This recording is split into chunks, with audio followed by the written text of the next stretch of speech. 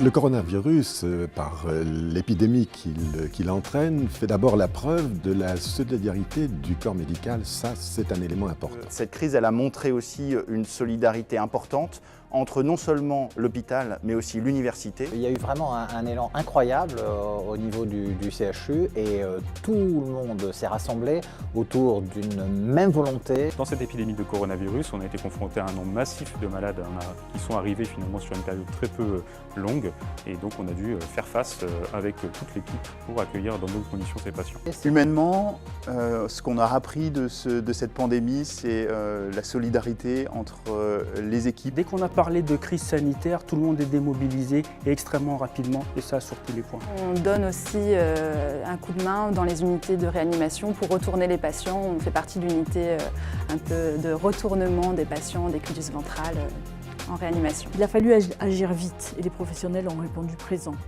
Quel que soit leur statut, quel que soit leur métier, ils ont été là pour se mettre en ordre de marche.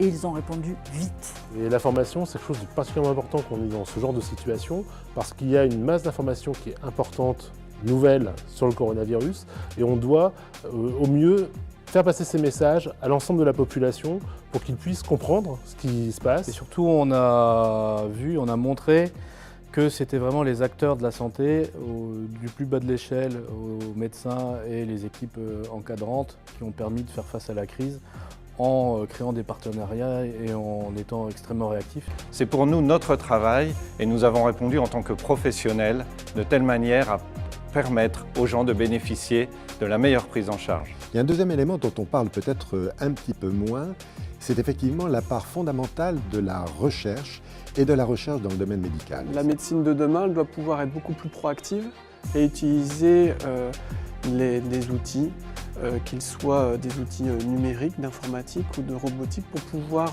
aller beaucoup plus vite dans la solution à proposer. La crise du coronavirus, elle nous apprend qu'il faut savoir s'adapter et pour ça on a besoin d'outils, des outils de demain qu'on a commencé à inventer mais sur lesquels on doit accélérer pour la crise.